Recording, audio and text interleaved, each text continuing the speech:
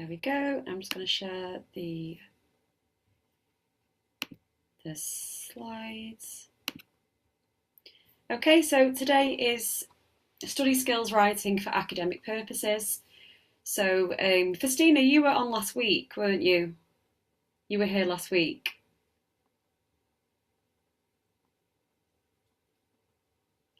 Okay, so this unit is all around understanding the use of academic referencing. So what the process is for referencing any people that you directly reference within your assignments. Okay, so understanding the use of academic referencing. So what is referencing? Why is it important? So we know that referencing is a really core part of academic writing because it shows where information came from. So it will allow the reader to check the accuracy and credibility of my work. At its simplest, referencing is a way of giving credit to other writers, researchers, and organisations whose ideas I have used in my work. It protects academic integrity. It'll support your arguments because you'll have evidence to show that you can engage with existing knowledge rather than presenting unsupported claims. So when you make claims to knowledge within your writing, you can demonstrate where it's come from, what the source is, which is really important to back up what you're saying. So one of the main reasons referencing is essential is to avoid plagiarism. So when we use someone else's ideas without acknowledging them, then effectively we're then claiming that them ideas are of our own, when in fact they've come from somebody else. Academic institutions treat this very seriously. So we have to reference properly. So we have to make it clear which parts of our work are drawn from different sources and which parts came from our own thinking. So this distinction keeps my work honest and maintains the standard expected in higher education. So it is really important, and we do take it very seriously at UK Versity. We do have AI detection, so we can see, if you just have taken someone's work and not referenced it. So it is really important to make sure you do reference other people's work. So referencing also strengthens my writing. When I refer to credible sources, such as academic journals, textbooks, bodies, or official websites, my arguments gain weight, so they're more credible. So any argument that you may be presenting, if you can back that up with valid information, it then makes it more credible. So it shows that you're basing your conclusions on evidence rather than just making a guess. So, for example, when writing about radiography, referencing the NHS, NCPC, or the Society of Radiographers makes my work more trustworthy. So these organisations carry authority. So citing them, referencing them, reinforces the validity of the points I make. That was a tongue twister. So does that make sense, Festina? Yes, please. Yeah, great, okay. Okay, so another important part of referencing is the consistency of your work. So most colleges and universities will ask students to use a specific system. So the Harvard referencing system, for example, that we showed last week. So each system has rules for citing the sources in the text and presenting the final reference list at the very end. The final page of the pages after your assignment, you'll have a reference list of all the different texts and sources for your information. So understanding which style that you need to use demonstrates attention to detail and professionalism. It also helps the reader navigate my sources easily. So, for example, if you were to do an assignment and you were to reference a particular theorist or a particular idea, if you reference it properly, the reader will then be able to go to your reference page behind the assignment, and they should be able to directly find that information from your reference. So clear referencing shows anyone reading my work how we locate the material, so that's a massive cornerstone of academic transparency. So referencing, another side of referencing is that it does support critical thinking. So when I look up sources to reference, I am forced to evaluate them, checking if they're credible, up to date and relevant. This process helps me build stronger conclusions because I'm basing them on solid evidence. So it will encourage us all to be able to question reliable or biased sources rather than accepting information at face value.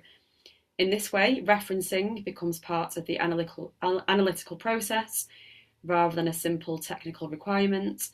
So, as I've said before, referencing, if you want to look at examples in text, examples of other students or other teachers' work, examples of work, you can read academic journals and get a sense of how people reference within their work. And then you'll be able to kind of hopefully understand how to do it and know what's right or wrong. Okay, so to conclude, finally, referencing allows me to engage with the wider academic community. It shows that I understand how knowledge is built through research, debate, and shared ideas. So my work can become part of that conversation, even at an early level. By referencing, I acknowledge the contribution of others while adding my own perspective.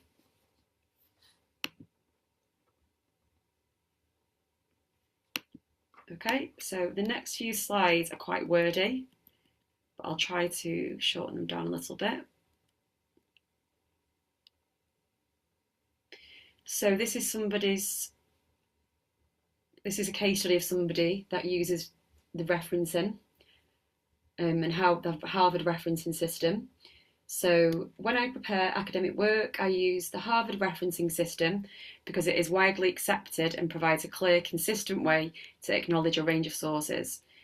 Using a standard referencing format helps me to show exactly where my information came from and allows a reader to verify the material if they want to explore it further. It also shows that I understand how to follow academic conventions and that I can work with different types of sources correctly. So in-text citations are the first part of the process. Whenever I refer to an author's idea, whether by quotation or paraphrasing, I include an in-text reference with the author's name, surname, and publication year. For example, if I paraphrase information from the NHS Careers website about radiography roles, I write something like, so here's an example of how to reference. According to NHS Careers 2024, radiographers work in a range of clinical settings and support patient diagnosis through imaging techniques.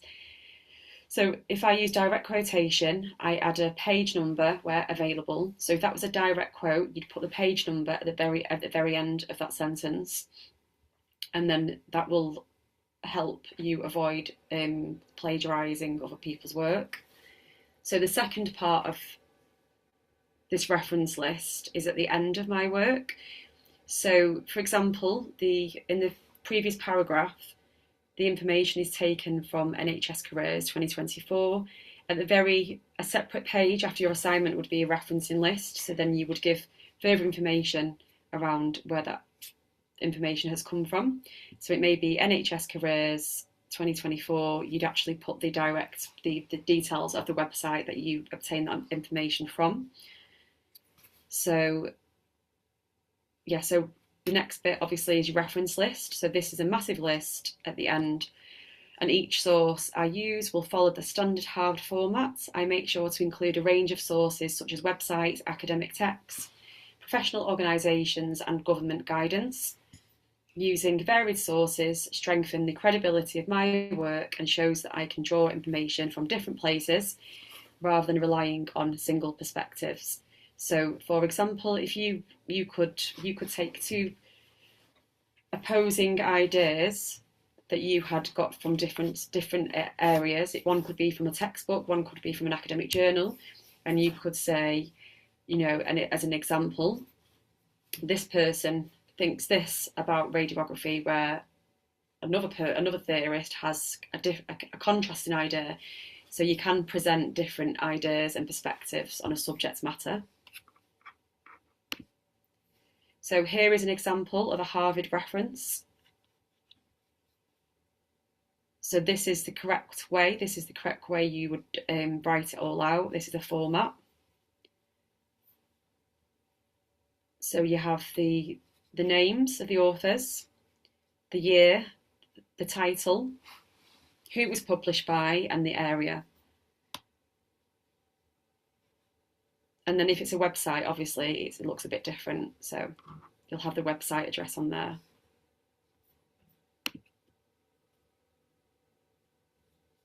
Okay, so that is all. So if you want to have a look at any of these, we've got different websites on there, different textbooks, if you want to have a look at those, and you'll be able to get a bit more of a feel for how people reference, how different people in your area may reference. And also you can look on Moodle at the ebooks and journals for this unit, so it's a third unit.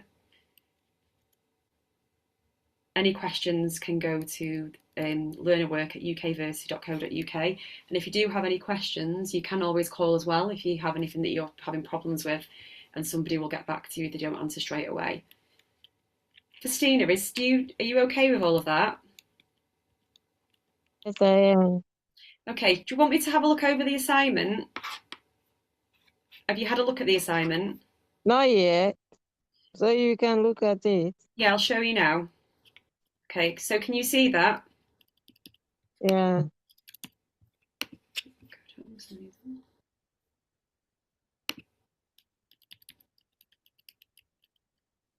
So, yeah, so it's 2,000 words, and the title for this is Writing for Academic Purposes. So you'll have to do a signature, your student's signature on there. And then this is the assignment brief, which is so, okay. So the assignment brief, so you are required to select an essay title that relates to an area of academic interest. The chosen title should provide scope for evaluation and analysis within your essay. So the first bit is to do a mind map of the themes and ideas for your academic essay. And using your essay plan, then you can write your response. So each of the questions on here should, so they see the AC 1.1 and then you've got AC 1.2. You need to show an example of how, for example, AC 1.1, I'll go to the,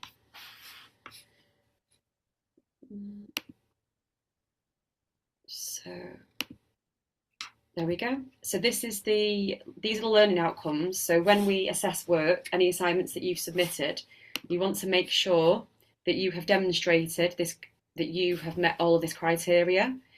So that particular question talks about area 1.1. So within that, you would make sure that you explore themes and ideas initiated by an essay title. So what are the techniques that we use to discuss an essay title? So these really help because they break it down and it shows clearly what is being asked for each question, what it wants you to do. So back to the assignment brief. So use your essay plan to write your response. So you do a plan for an essay and then you would actually do your response. So this is just for you to get used to how you plan and structure your response to an assignment. So it will help you to break it down and understand the foundations of responding to an essay question. So the next bit is write a short report to accompany your academic essay. evaluating the source material you have used. So this is broken down. Before you go on, can you cite an example, please? An example. Yeah. So an example of an essay title. Yeah. I- Well, it would be Well, like, something, yeah, it'd be something I imagine. Obviously, radiography isn't my subject area, but I imagine that you would have to do a bit of research to look for any kind of questions around radiography. It can be anything really. It's more to demonstrate that you understand how to um, respond to a question. So I can, after here, look for some examples. I don't know much about radiography, you see, so I wouldn't want to give you the misinformation. But if you do have any specific, I think anything around an essay, any questions around this, if you email into UK Versity the email address, is that okay? And somebody will be able to help you with that. okay. Um, I'm thinking they have given some essay titles here. So from research to mhm. reference. It says the importance of research. Why sourcing? Say again, sorry. Okay. It said essay title. Hmm. From where you are Hmm. down, where you have the essay title. From research. Yeah, so Reference evaluates how good academic writing demonstrates clinical thinking, including content on the importance of research. okay, so that's Why sourcing original peer-reviewed content hmm. is required. Hmm. Why referencing is used. Hmm. The essential role of all of the above to facilitate critical thinking. Yeah, yeah. Oh, what, can you please? Okay, after everything, you threw a little bit light on that for me. Okay, so I think I'm just going to scroll down.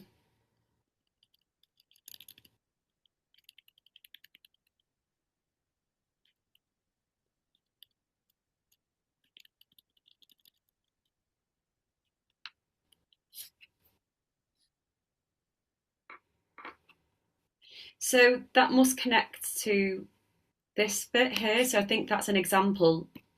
So that's an essay title. Okay, So that's so an. I can choose from that. I think so. Yeah, that should be okay. Yeah.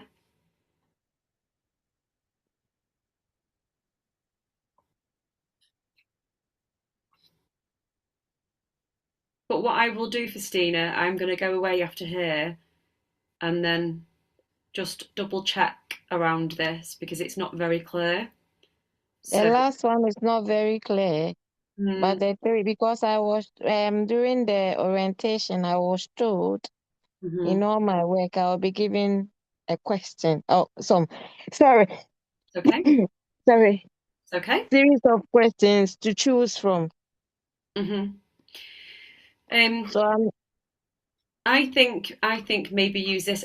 This is an example of an essay title, so I think maybe use this, or if you prefer another essay title, so long as you make sure that you meet these of the criteria, that you answer these criterias, then you should be okay. So for each, so the mind map there, within that, your response needs to make sure that it answers the criteria 1.1 and 1.2.